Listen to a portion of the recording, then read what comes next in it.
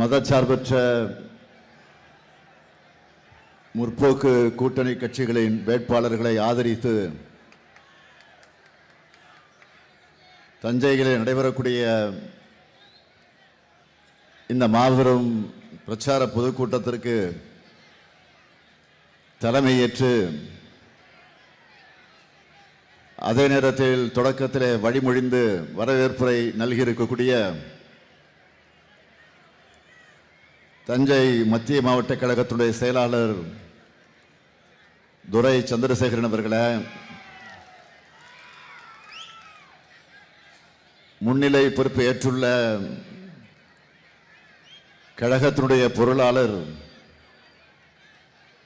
என்னுடைய இனிய நண்பர் டி.ஆர். பாலு அவர்களே, கழகத்தின் முதன்மை செயலாளர்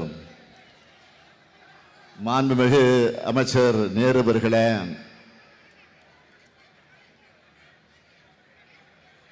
மாவட்ட கழகத்தினுடைய செயலாளர்கள் சாக்கோட்டை அன்பழகன் அவர்களே, பழனிவேல் அவர்களே, மாண்புமிகு அமைச்சர் அருமை நண்பர் கோவி செடியன் அவர்களே, நாடாளுமன்ற உறுப்பினர்கள் கல்யாண சுந்தரம் அவர்களே, முரசுலை அவர்களே, வழக்கறிஞர் சுதா அவர்களே, சட்டமன்ற உறுப்பினர் அருமை சகோதரர் நீலமேகம் அவர்களே, தோழமை கட்சிகளை சார்ந்திருக்கக்கூடிய தலைவர்களே, மாவட்ட செயலாளர்களே, பொறுப்பாளர்களே, செயல் வீரர்களே,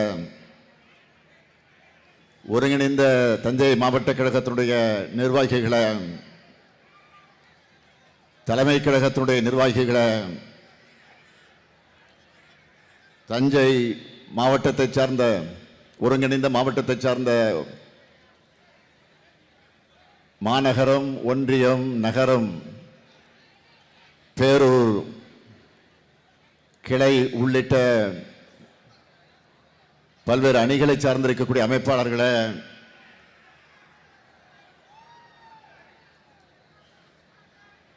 துணை அமைப்பாளர்களே,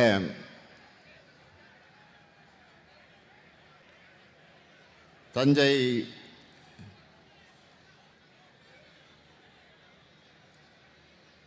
வணக்கத்திற்குரிய வாக்காளர் பெருமக்களே,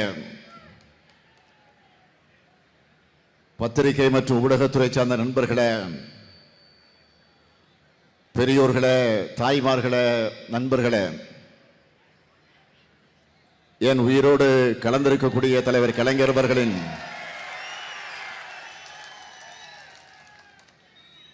உயிரோடு கலந்திருக்கக்கூடிய கலைஞர் அவர்களின் உயிரினும் உயிரான அன்பு உடன்பிறப்புகளே, உங்கள் அனைவருக்கும் என்னுடைய அன்பான வணக்கம்.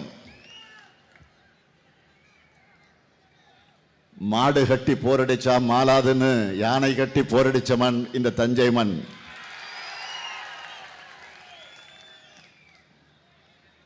காவிரி தாயின் மண்ணுக்கு கலைஞரின் மகன் வந்திருக்கிறேன். மே 4 திராவிட மாடல் 2.0 வெற்றிய அறுவடை பண்ண தஞ்சாவூர் தயாரா? இன்னும் சத்தமா? இன்னும் நன்றி. அதற்கான களத்தை தயார் செய்யத்தான் தமிழ்நாட்டினுடைய நெற்களஞ்சியத்திற்கு நான் வந்திருக்கிறேன். தஞ்சாவூர் வந்ததுமே என்னுடைய நினைவுக்கு வந்தது டெல்டா மண்ணின் மைந்தர் மரியாதைக்குரிய அண்ணன் கோசிமணி அவர்கள்.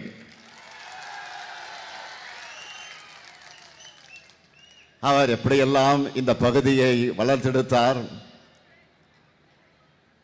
தலைவர் கலைஞரின் நம்பிக்கைக்குரிய போர்ப்படை தளபதியாக இருந்தார் என்பதெல்லாம்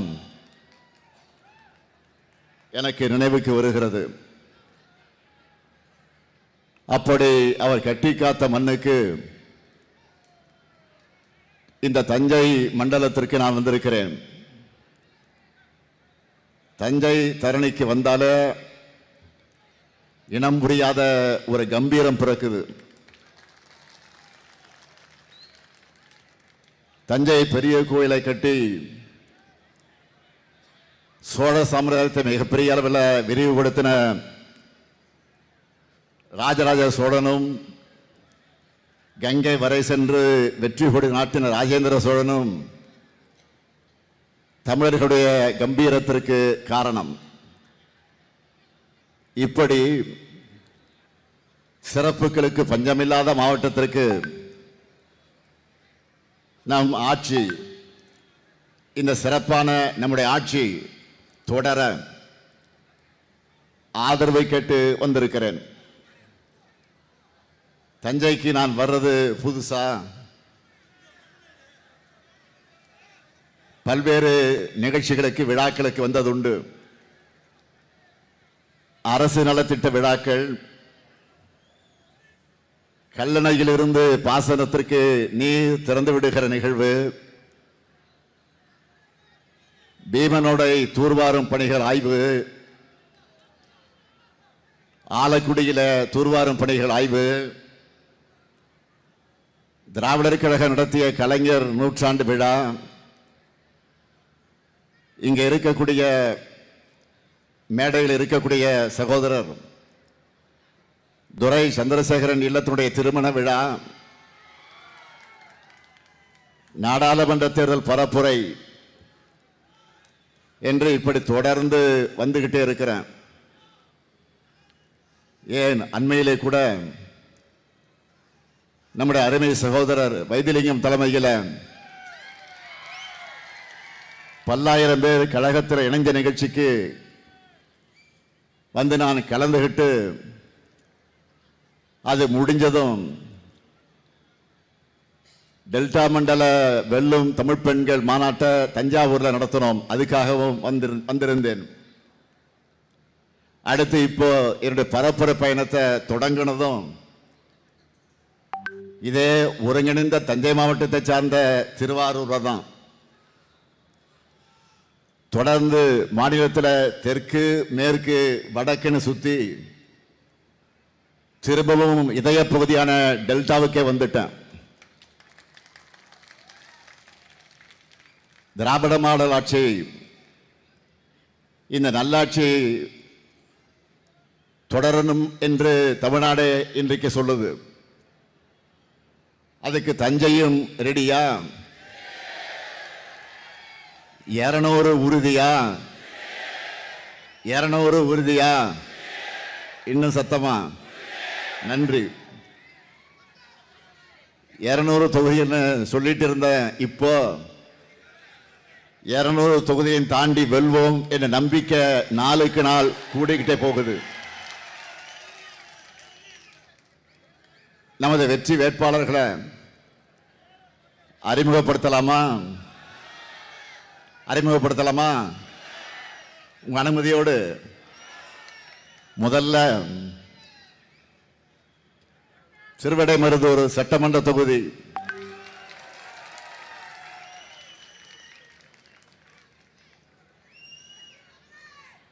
நமது வெல்லும் வேட்பாளர் மாண்புமிகு அமைச்சர் கோவி செழியன் அவர்கள் 3 முறை சட்டமன்ற உறுப்பினர், இப்போ உயர் கல்வி அமைச்சர். திருவிடைமருதூருக்கு புதிய அரசு கல்லூரி கொண்டு வந்திருக்கிறார். தமிழ்நாட்டோட உயர்கல்வித்துறையை உயர்ந்த கல்வித்துறையா மாத்தினது கோவி செழியன் அவர்களுடைய சாதனை.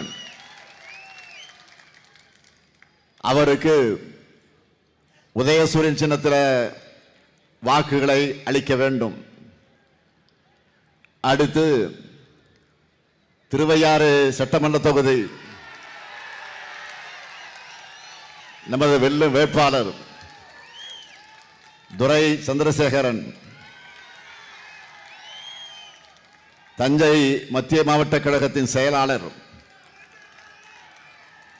திருவையாறு தொகுதியில் 7 முறை போட்டி போட்டு 5 முறை வெற்றி பெற்றதே இவருடைய மக்கள் செல்வாக்குக்கு சாட்சி. திருவையாறு பேரூராட்சியில் புதிய பேருந்து நிலையம், திருக்காட்டுப்பள்ளியில் கலைக்கல்லூரி, செங்கைப்பட்டியில் சிப்காட், இதெல்லாம் இவருடைய சாதனைகள். அவருக்கு உதயசூரியன் சின்னத்தில் வாக்குகளை நீங்கள் அளிக்க வேண்டும். அடுத்து கும்பகோணம் சட்டமன்ற தொகுதி நமது வெல்லும் வேட்பாளர் சாக்கோட்டை அன்பழகன், தஞ்சை வடக்கு மாவட்ட பொறுப்பாளர், 3 முறை சட்டமன்ற உறுப்பினராக இருந்து மக்கள் பணியாற்றியவர். 15க்கும் மேற்பட்ட கோயில் தேர்களுக்கு கொட்டகை அமைச்சதிலிருந்து பொதுமக்களுக்கு பட்டா வழங்குகிறவரை ஒவ்வொரு திட்டத்தையும் பார்த்து பார்த்து செஞ்சு தந்தவர். அவருக்கு உதயசூரியன் சின்னத்தில் நீங்கள் வாக்கினை வழங்கிட வேண்டும்.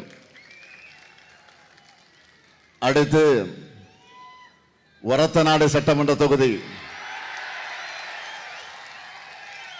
நமது வெல்லும் வேட்பாளர்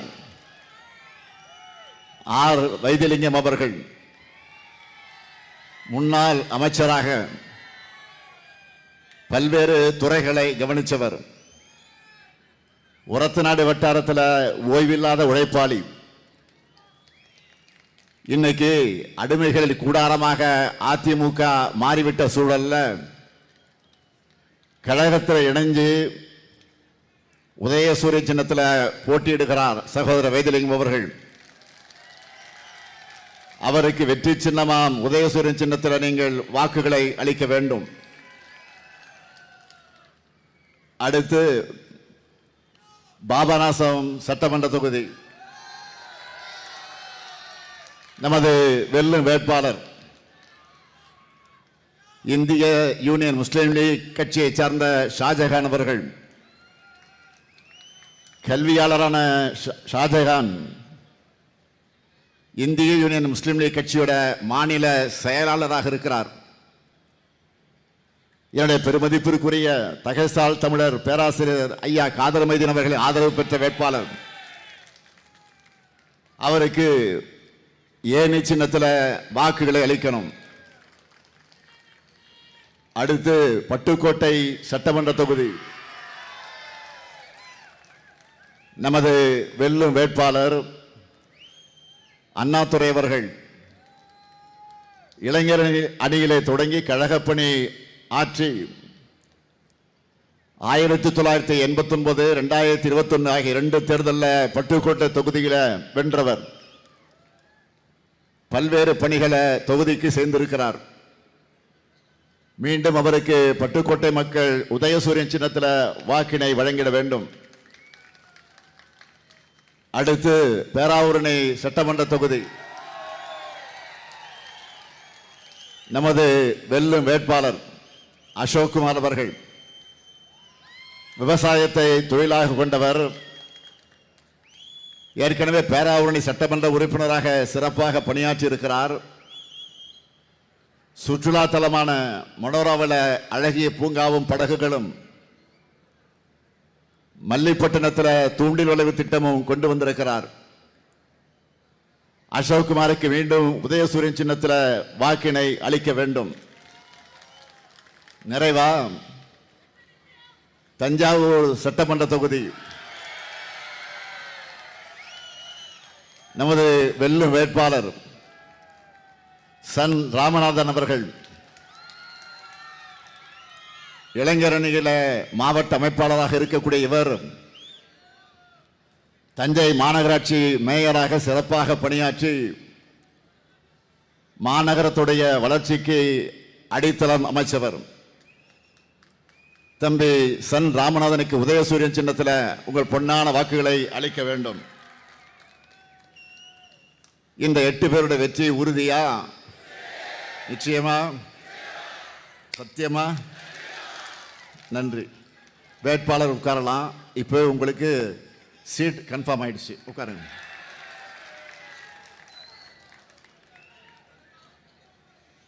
வேளாண்மையில் சிறந்த தஞ்சை மாவட்டம் எல்லா துறையிலும் சிறக்க வேண்டும் என்று கடந்த 5 ஆண்டுகளில் நிறைய பணிகளை செஞ்சு கொடுத்திருக்கிறோம். முக்கியமான சிலவற்றை மட்டும் ஹைலைட்டா சொல்லணும்னா, டெல்டா பகுதியினுடைய முதல் டைடல் பூங்காவா தஞ்சாவூர் பிள்ளையார்பட்டியில நான் திறந்து வச்ச நியூ டைடல் பார்க் திறந்து வச்சு 2 வாரத்தில் அது ஃபுல் ஆயிடுச்சு. இப்போ தஞ்சாவூருக்கு இன்னொரு டைடல் பார்க் வேணும்னு கேட்க ஆரம்பிச்சுட்டாங்க. மாநிலத்திலேயே முதல் முறையா ஒரத்தநாடு வட்டம் பஞ்சநதி கோட்டை அமைக்கப்பட்டிருக்கக்கூடிய நேரடி கொள்முதல் நிலையம், பெருநிலையம், நெல் தூற்றுவதில் இருந்து சரக்கு மூட்டையில நெல்லை நிரப்பி தைப்பது வர எல்லாமே இயந்திரமாம். இதனால நாளொன்றுக்கு 5000 மூட்டைகள் நெல் கொள்முதல் செய்ய முடியும். பேராவூரணி வட்டத்தில் குறு சிறு நடுத்தர தொழில் நிறுவனங்களுக்காக பொது வசதியாக்க மையம், திருவையாறு கூட்டு குடிநீர் திட்டம், திருவையாறு பேரூராட்சி நகராட்சியாக தரம் உயர்வு, பட்டுக்கோட்டை புதிய பேருந்து நிலையம், பட்டுக்கோட்டை அரசு மருத்துவமனையில் மகப்பேறு பிரிவுக்கு கூடுதல் கட்டடம், திருவிடைமருதூர்ல புதிய கலை மற்றும் அறிவியல் கல்லூரி, திருக்காட்டுப்பள்ளி அரசு கல்லூரி, தஞ்சாவூர்ல சிவகங்கை பூங்கா புதுப்பிப்பு, தஞ்சாவூர்ல குழந்தைகளின் அறிவியல் தாகத்தை வளர்க்கக்கூடிய ஸ்டெம் பார்க், தஞ்சை ஆமணி பேருந்து நிலையம், மாமன்னர் ராஜராஜன் பிறந்த ஐப்பசி சதய நாளை அரசு விழாவாக கொண்டாடுகிறோம். கும்பகோணம் நகராட்சியை மாநகராட்சியாக தரம் உயர்த்தி இருக்கிறோம். போட்டித் தேர்வுகளுக்கு தயாராகுகிற நம்முடைய மாணவர்களுக்கு கும்பகோணத்தில் அறிவுசார் மையம் மற்றும் நூலகம். இது மட்டுமல்ல, கும்பகோணத்தில் புதிய பேருந்து நிலைய பணிகளும் நடைபெற்று வருது. திருவையாறு திருக்காட்டுப்பள்ளியில் புதிய பேருந்து நிலையங்கள் அமையவிருக்கு. ஒரத்தநாடு வட்டம் நடுவர் கிராமத்தில்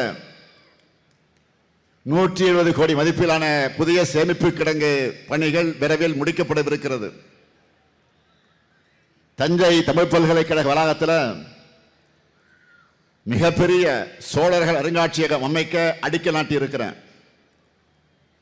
அந்த பணிகள் முடிந்து திறந்த பிறகு அதை பார்ப்பதற்காக பல்வேறு இடத்திலிருந்து தஞ்சாவூருக்கு வரப்போறாங்க. மதுரைக்கு ஒரு கீழடி, நெல்லைக்கு ஒரு புறநகர் அருங்காட்சியகம் போல இனி தஞ்சைக்கு சோழர்கள் அருங்காட்சியகம் இருக்கும். செங்கிப்பட்டி மற்றும் பாளையப்பட்டி தெற்கு கிராமத்திலையும் பட்டுக்கோட்டை வட்டம் ராஜமடம் கிராமத்திலையும் சிப்காட் தொழிற்பேட்டை அமையவிருக்கு. அதிலேயும் ராஜமடத்தில் அமைகிற கடல்சார் உணவு பதப்படுத்துதல் மற்றும் ஏற்றுமதி பூங்காவில் 2000 பேருக்கு வேலை கிடைக்கும். எல்லாவற்றுக்கும் மேல ஆளுநராக இருந்த ரவி அவர்கள் வரவே கூடாது என்று நினைத்து தடுத்த கும்பகோணம் கலைஞர் பல்கலைக்கழகத்தையும் திராவிட மாடல் 2.0 அமைச்சு அதை திறந்தே தீருவோம். நானே நேரில் வந்து திறந்து வைப்பேன், இது உறுதி. நீங்க 100% வெற்றியை மட்டும் கொடுங்க. தஞ்சை மாவட்ட வளர்ச்சியை இனி யாராலும் தடுக்க முடியாது. இப்படி தொகுதி வாரியா துறை வாரியா இத்தனை பணிகளை செய்கிற காரணத்தால தான் கம்பீரமா திமிரா ஒரு ஆணவத்தோட உங்க முன்னாடி வந்து நின்று வாக்கு கேட்க வந்திருக்கேன். நம்முடைய சாதனையை சொல்ற இந்த நேரத்தில் இன்னொரு அதிர்ச்சியான செய்தியை உங்ககிட்ட சொல்லியாக வேண்டியிருக்கு. சீர்காழி, கடலூர், திருவண்ணாமலை, விழுப்புரம் ஆகிய ஊர்களை பிரச்சாரத்தை முடிச்சிட்டு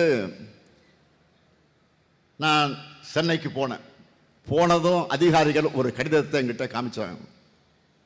என்ன தெரியுமா அது? பழனிசாமியுடைய ஓனராக இருக்கிறாங்க பாருங்க, ஒன்றிய பாஜக அரசு. பழனிசாமியுடைய ஓனர் அவங்க தான், ஒன்றிய பாஜக அரசு. தமிழ்நாடு அரசுக்கு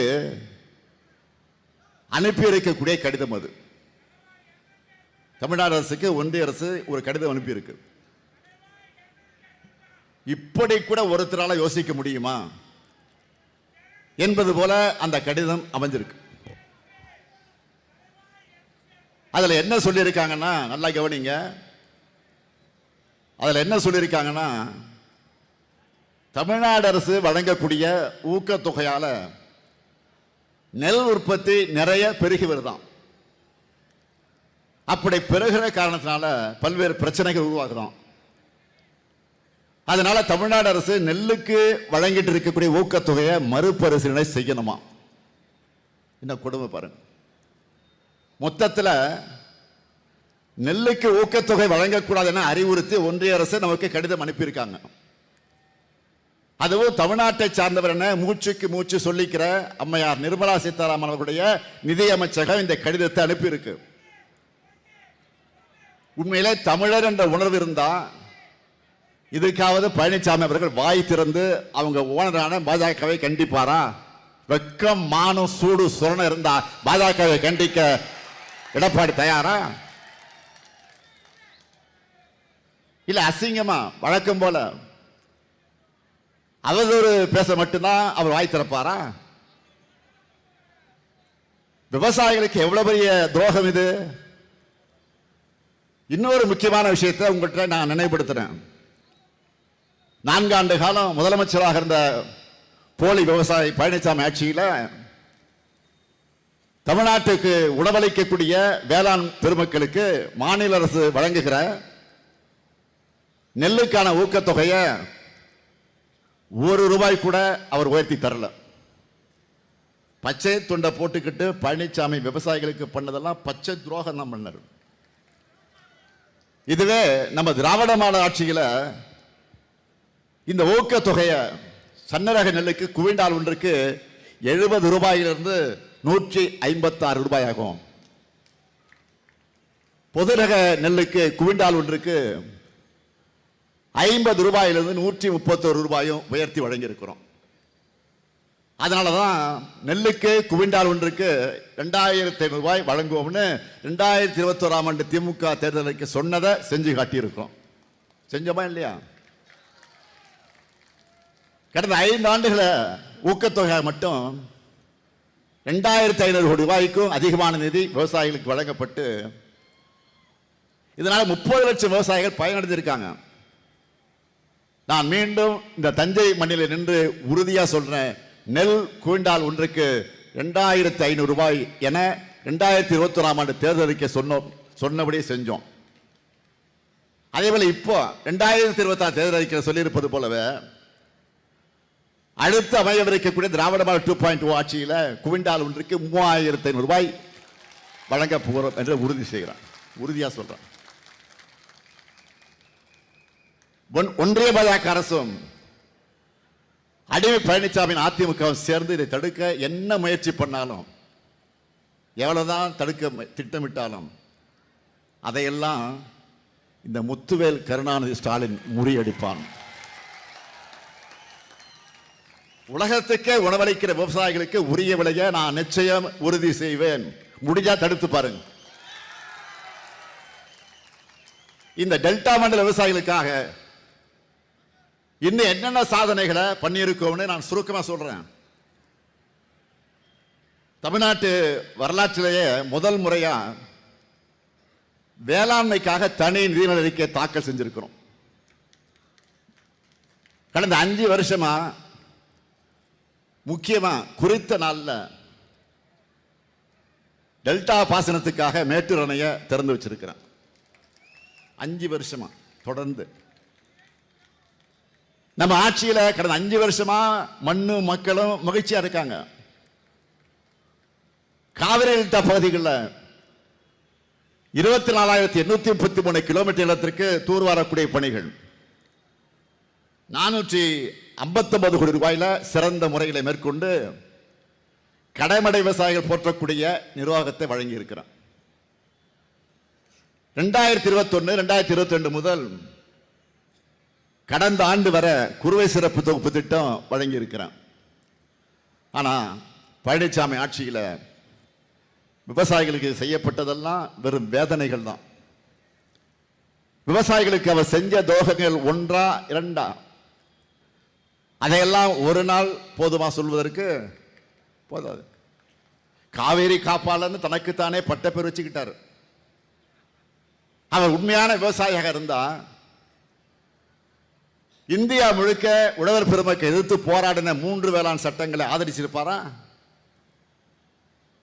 போராட்டம் பண்ண விவசாயிகள் என்ன சொன்னார்? புரோக்கர் வாய் கூசாம சொன்ன புழுகு முட்டை தான் இந்த பழனிசாமி.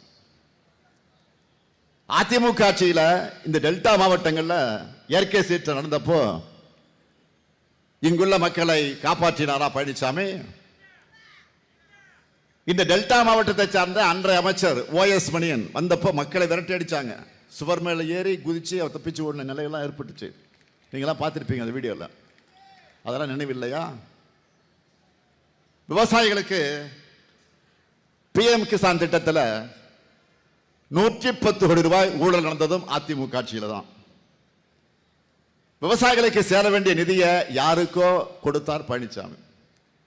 இதுதான் போலி விவசாயியான பழனிசாமி ஆட்சி செஞ்ச லட்சணம். இப்படிப்பட்டவர் யாருக்கிட்ட சேர்ந்திருக்கிறார்? பிரதமர் மோடி தலைமையிலான NDA கூட்டணியில். எப்படிப்பட்ட மோடி அவர்? வணிக சிலிண்டர்களின் விலையை ஏற்றி வியாபாரிகளின் தலையில இடியை இறக்கி இருக்கக்கூடிய மோடி அவர்கள். நாடு முழுக்க வணிக சிலிண்டர்கள் விலை 203 ரூபாய் அதிகரிக்கப்பட்டிருக்கு. இதனால வணிகர்கள் மட்டுமல்ல எல்லாருமே பாதிக்கப்பட்டிருக்கிறாங்க. ஹோட்டல்ல உணவுப் பொருட்களுடைய விலை கடுமையா எகிரிடுச்சு. 12 ரூபாய் டீ இப்ப 15 ரூபாய் வந்துடுச்சு. 15 ரூபாய் காஃபி இப்போ 20 ரூபாய் வந்துடுச்சு. உண்மையா இல்லையா? ஏற்கனவே சிலிண்டர் தட்டுப்பாட்டால பல உணவகங்களை மூடிட்டாங்க. பல ஹோட்டல்கள் சில ஐட்டம் மட்டும்தான் தயாரிக்கிறாங்க. ஹோட்டல் நடத்துறவங்களுக்கு கஷ்டம். அங்கே வேலை செய்கிறவங்களுக்கு இப்போ வேலையும் பறி போயிடுச்சு. அவசர ஆலோசனை கூட்டம் மோடி அவர்கள் கூட்டம் கூட்டினார். ஆனால் உருப்படியா எதுவும் பண்ணலை. ஏன்னா பாஜக ஆளாத மாநிலங்களில்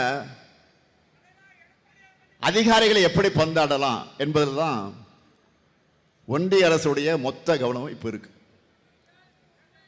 தேர்தலை தோக்கப்படுற பட்சத்தில் ஏற்கனவே வாக்காளர் பட்டியல் சிறப்பு தீவிர திருத்தம் SIR சொல்லி கொண்டு வந்து இந்தியா முழுக்க கோடிக்கணக்கான மக்களுடைய வாக்குரிமையை பறிச்சிருக்கிறாங்க.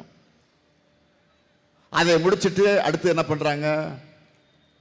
தமிழ்நாட்டில் தங்களுக்கு சாதகமான அதிகாரிகள் நியமிச்சு தேர்தலில் தில்லுமுள்ளு பண்ணலான்னு பார்க்குறாங்க. எத்தனையோ தேர்தல்களை தமிழ்நாடு பார்த்துருக்கு. அமைதியான தேர்தலுக்கு தமிழ்நாடு தான் பெஸ்ட் எக்ஸாம்பிள். அப்படிப்பட்ட நம்ம மாநிலத்தில் முதல் முறையா தேர்தலை காரணம் காட்டி தலைமைச் செயலாளர் உள்ளிட்ட பல்வேறு அதிகாரிகளை இப்ப மாத்தி இருக்கிறாங்க. இவ்வளவு பயம் ஏன் அவங்களுக்கு? வாக்களிக்க போற மக்களை திராவிட மாடல் 2.0 வேணும்னு எப்போ டிசைட் பண்ணிட்டாங்க. ஏன் இதை தேர்தல் ஆணையம் பாஜக உணராம இருக்கிறாங்க? அது கூட பரவாயில்ல. நிறைய கட்டுக்கதைகளை சொல்லிட்டு நப்பாசையில் அலைகிறாங்க. இப்படித்தான் 2021 தேர்தல் அப்போ முதலமைச்சர் ஆகிற யோகம் ஸ்டாலினுக்கு இல்லைன்னு சொல்லிட்டு திரிஞ்சாங்க. சொன்னாங்கல்ல, கட்டம் சரியில்லை சொன்னாங்கல்ல. யோகத்தை நம்பி சும்மா இருப்பவன் இந்த ஸ்டாலின். அதிர்ஷ்டம் இல்லை என அழுத்துக் கொள்பவனா இந்த ஸ்டாலின். நான் யோகத்தை நம்புறவன் அல்ல, என்னுடைய உழைப்பை நம்புறவன். தலைவர் கலைஞரிடம் உழைப்பை கற்றுக்கொண்ட மாணவன் நான். அதே போல இப்போ 2020 தேர்தலுக்கு என்னென்ன சொல்றாங்க? இப்ப என்ன சொல்றாங்க?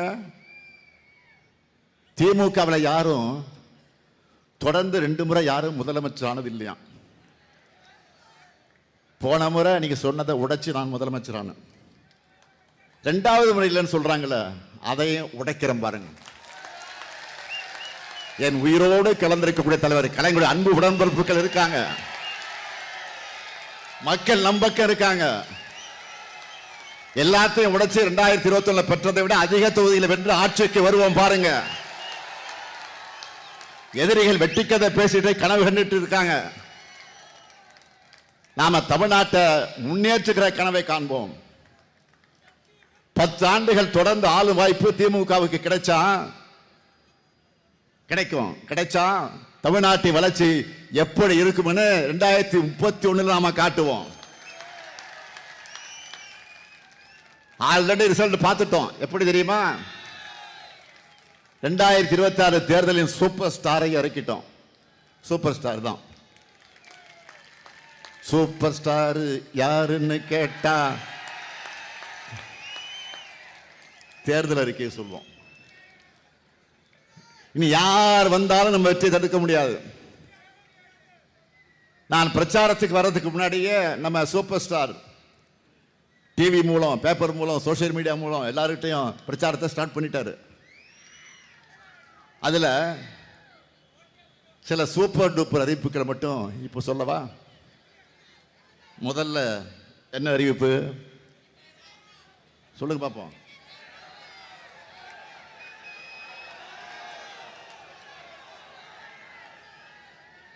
இல்லத்தரசி திட்டம். இல்லத்தரசி திட்டத்தில் எவ்வளவு ரூபாய்க்கு கூப்பன் தர போறோம்?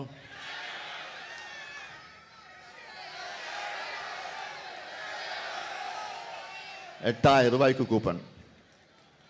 இதை வச்சு என்ன செய்ய போறோம்? லிஸ்ட் பார்த்துருப்பீங்க.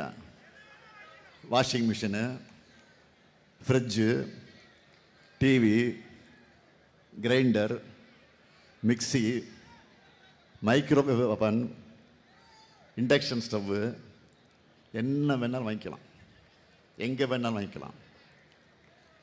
நல்ல குவாலிட்டியாக பார்த்து வாங்கிக்கலாம், புதுசாக வாங்கிக்கலாம், எக்ஸ்சேஞ்சும் பண்ணிக்கலாம். என்ன வாங்கணும்னு உங்கள் வீட்டுக்காரலாம் கேட்காதீங்க. யாராவது தொந்தரவு பண்ணான்னு அண்ணன்கிட்ட சொல்லுங்கள், நான் பார்த்துக்கிறேன். உங்கள் இஷ்டம், உங்கள் சாய்ஸு. மகளிர் உங்கள் சாய்ஸு. இது முழுக்க முழுக்க உங்களுக்காக நான் கொண்டு வந்திருக்கக்கூடிய திட்டம். பெண்கள் தான் டிசைட் பண்ணணும். இப்போ புடவை வாங்க போகிறீங்க கடைக்கு, ஒரே ஒரு புடவை வாங்க போவீங்க. ஒரு புடவை வாங்குறதுக்கு இந்த ஷோகேஸ் கூட எல்லா புடவை எடுத்து கீழே போட சொல்வீங்க. அவன் பாவம் அழுத்து போய் எல்லாத்தையும் போடுவான். ஒரே ஒரு புடவை வாங்க போகிறீங்க. இல்லாத கேள்விலாம் கேட்பீங்க. சாயம் போகுமா, சுருங்குமா, இது என்ன சிலுக்கா, தொட்டு பார்த்து கேட்பீங்க. சிலுக்கா, நைலக்ஸா, காட்டனா? அவன் மெர்க்கூரி லைட்லாம் இது மாதிரி பிரைட்டாக தான் போட்டு வச்சிருப்பான் கடையில். அதை நம்ப மாட்டீங்க. அந்த புடவை எடுத்துக்கிட்டு வெளியில் போய் வெயில், சூரியன் அதை போய் காமிச்சு, அந்த சூரிய வெளிச்சத்தில் காமிச்சா தான் உங்களுக்கு திருப்தி ஆகும். சூரியன் பாருங்க, எங்கே சூரியன் தான் வந்து பாருங்க. என்னை பொறுத்த வரைக்கும் நம்ம குடும்பத் தலைவருடைய வீட்டு வேலையை, அந்த சுமையை குறைக்கணும். அதுக்காக தான் திட்டமே. எப்படி தலைவர் கலைஞர் அவர் சொன்னபடியே கலர் டிவியும் கேஸ் அடுப்பும் கொடுத்தாரோ, அவருடைய மகனான நானும் சொன்னபடியே இல்லத்தரசி திட்டத்தை நிறைவேற்றுவேன். அடுத்த வாக்குறுதி உரிமை தொகை. இப்போ மாசம் 1000 ரூபாய். திராவிட மாடல் 2.0 ஆட்சியில் எவ்வளவு? இனிமே அப்படி டபுள் மடங்கு, மாதம் 2000. இப்போ பெண்கள்லாம் கணக்கு போட ஆரம்பிச்சிட்டாங்க. என்ன கணக்கு? பொங்கலுக்கு முன்னாடி சொல்லிட்டு 3000 கொடுத்தாங்க. பொங்கலுக்கு முன்னாடி பிப்ரவரியில் சொல்லாமலே 5000, ஆக மொத்தம் 8000. அடுத்து இல்லத்தரசி கூப்பனில் 8000, 8 + 8 உதயசூரியனுக்கு தான் இங்கே ஓட்டு. பெண்கள் எல்லாரும் முடிவு பண்ணிட்டாங்க. மகளிர் மட்டும் இல்லை, மாணவர்களுக்கும் ஸ்பெஷல் அறிவிப்பு இருக்கு. கல்லூரிக்கு போகிற மாணவர்களுக்கு வழங்கிட்டு வரக்கூடிய புதுமை பெண் தமிழ் புதல்வன் அந்த உதவித்தொகை இனி 1500 ரூபாயாக உயர்த்தி வழங்கப்படும். 2030ஆம் ஆண்டிற்குள்ள கல்லூரி மாணவர்கள் 35 லட்சம் பேருக்கு லேப்டாப் வழங்க போறோம். மேலும் முதியோர், மாற்றுத்திறனாளிகள், ஆதரவற்ற பெண்களுக்கு வழங்குகிற எல்லா உதவித்தொகையும் இனி 2 மடங்காக வழங்க போகிறோம். திராவிட மாடல் 2.0 எல்லாமே 2 மடங்கு தான். அடுத்து காவிரி நீர் போல தஞ்சை விவசாயியுடைய மனத்தை குளிர வைக்கக்கூடிய அறிவிப்புகள் என்ன தெரியுமா? 20 லட்சத்துக்கு மேற்பட்ட அதிகமான உழவர்கள் பயன்பெறக்கூடிய வகையில் நவீன மின்சார பம்பு செட்டுகளை வழங்க போகிறோம். கரும்பு கொள்முதல் விலை டன் ஒன்றுக்கு 4500 ரூபாயாக உயர்த்தி வழங்கப்படும். பால் கொள்முதல் விலை லிட்டர் ஒன்றுக்கு 5 ரூபாய் உயர்த்தி வழங்கப்படும். குடிசைகளே இல்லாத தமிழ்நாடு என்ற தலைவர் கலைஞருடைய கனவு நனவாக கலைஞர் கனவு இல்லம் உள்ளிட்ட திட்டங்கள் மூலமா வீடற்ற ஏழைகளுக்கு 5 வருஷத்துக்குள்ள 10 லட்சம் வீடுகள் கட்டித்தரப்படும். வெண்ணாறு வெட்டாறு பிரியும் தென்பெரம்பூரில் புதிய பாலம் கட்டப்படும். ஈச்சங்கோட்டை முதல் வெட்டிக்காடு வர கல்லணை கால்வாயில் 40 கோடியில் அகலப்படுத்தப்படும். தஞ்சாவூரில் மண்டல அளவிலான உயர் சிறப்பு மருத்துவமனை அமைக்கப்படும். தஞ்சாவூரில் புற்றுநோய்க்கான நவீன சிகிச்சை வசதிகள், தஞ்சையில் உணவு பதப்படுத்துதல் குழுமம், பட்டுக்கோட்டையில் வேளாண் தொழிற்பூங்கா, தற்காலிக நேரடி நெல் கொள்முதல் நிலையங்களை, வாய்ப்பிருக்கும் அனைத்து இடங்களிலும் உலர் கலத்துடன் கூடிய நிரந்தர கட்டடங்களாக கட்டித் தருவோம். தமிழ்நாட்டின் அடுத்த 30 ஆண்டுக்குள்ளான குடிநீர் தேவையும் வேளாண்மை மற்றும் தொழிற்சாலைகளுக்கான தேவைகளையும் கணக்கிட்டு அதை நிறைவு செய்யக்கூடிய வகையில் தமிழ்நாடு நீர் பாதுகாப்பு செயல் திட்டம் 2056 உருவாக்கப்படும். டெல்டா மாவட்டங்களில் 10,500 கிலோமீட்டர் நீளத்துக்கு சி மற்றும் டி பிரிவு வாய்க்கால்களை தூர்வாரும் பணிகள் மேற்கொள்ளப்படும். வேளாண் இயந்திரங்கள் மற்றும் கருவிகள் வாங்கிட 1.5 லட்சம் விவசாயிகளுக்கு மானியம் வழங்கப்படும். நேரடி நெல் கொள்முதல் நிலையங்களில் நகரும் நெல் உலர்த்திகள் தேவைக்கேற்ப வழங்கப்படும். இப்போ சொல்லுங்க, தஞ்சாவூரில் பரப்புரைய இனி நீங்கள் பார்த்துப்பீங்களா? நான் பேசிட்டு போயிட்டேன், சொல்லிட்டு போயிட்டேன், நீங்கள் தான் பார்த்துக்கணும். இப்போ நான் உங்களுக்கு சொன்ன சாதனைகளையும் அறிவிப்புகளையும் எல்லார்கிட்டையும் கொண்டு போய் சேர்ப்பீங்களா? சத்தத்தை காணுமே. தஞ்சாவூரில் இருக்கக்கூடிய எல்லா தொகுதியிலையும் நம்ம மதச்சார்பற்ற முற்போக்கு கூட்டணியுடைய வெற்றி உறுதியா? சூப்பர். தமிழ்நாட்டின் நெருக்களஞ்சியம் மட்டுமல்ல, திமுகவுடைய வாக்கு களஞ்சியம். அது கன்ஃபார்ம் ஆயிடுச்சு. தமிழ்நாட்டுடைய நெருக்களஞ்சியம் தஞ்சாவூர். அந்த தஞ்சாவூரினுடைய வாக்கு களஞ்சியம் கன்ஃபார்ம் ஆயிடுச்சு. டெல்லியின் காலடியில் தமிழ்நாட்டை அடகு வைக்கிறது பழனிசாமியுடைய விருப்பம். தமிழ்நாட்டுடைய மாநில உரிமைகளையும் சுயமரியாதைகளையும் அவர் டெல்லிக்கிட்ட சரண்டர் பண்ண தடையாக இருக்கிறது இந்த ஸ்டாலின். அதனால இப்போ என்ன சொல்றாரு, என்ன சொல்லிட்டு இருக்காரு? இப்போ 2 நாளா இந்த ஸ்டாலின் போய் சேரணும், தன்னுடைய ஆழ்மன விருப்பங்களை, அடிமனசில் இருக்கிற வக்கிரங்களை எல்லாம் பழனிசாமியில் இப்போ கூட்டத்தில் பேச ஆரம்பிச்சிட்டார். மாண்புமிகு எதிர்க்கட்சி தலைவர், மதிப்பிற்குரிய அன்புக்குரிய பழனிசாமி அவர்களை பிறந்த எல்லாரும் ஒரு நாள் இறக்கத்தான் போகிறாங்க. மரணம் எல்லாருக்கும் ஏதோ ஒரு நாள் வரத்தான் போகுது. இந்த ஸ்டாலினுக்கும் வரும். ஆனா இந்த ஸ்டாலின் கொண்டு வந்த திட்டங்கள், அந்த திட்டங்களால் வாழ்வு பெற்ற நிச்சயம் என் நினைவில் வச்சுப்பாங்க. அது வாழும், அதை யாரும் அழிக்க முடியாது. நான் மண்ணுக்கு போகலாம், பழனிசாமி விருப்பப்படி நான் மண்ணுக்கு போகலாம், ஆனால் நான் கொண்டு வந்த திட்டங்கள் என்றைக்கு தமிழ்நாட்டில் நிலைத்து நிற்கும்.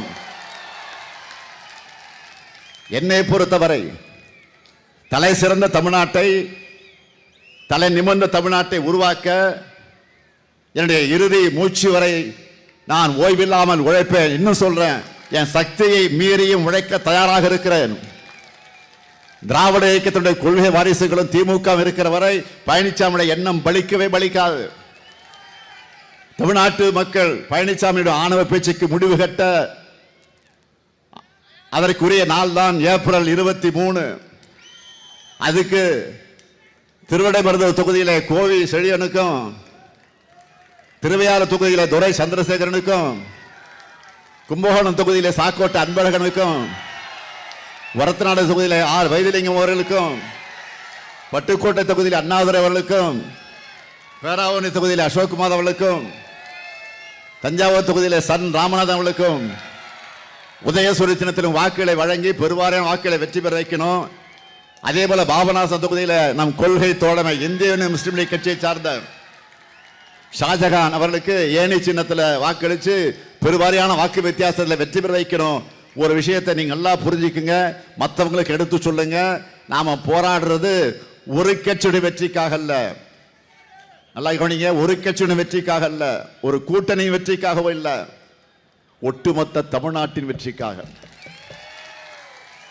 உங்க பேராதரவோடு அமைய இருக்கக்கூடிய திராவிட மாடல் 2.0 அரசுல எங்க சாதனைகளை நாங்களே முறியடிப்போம். அதற்கு ஆதரிப்பீர். மதச்சார்பற்ற முற்போக்கு கூட்டணி வேட்பாளரை வெல்வோம், ஒன்றாக வெல்வோம், வெல்வோம், வெல்வோம், வெல்வோம் ஒன்றாக. நன்றி, வணக்கம்.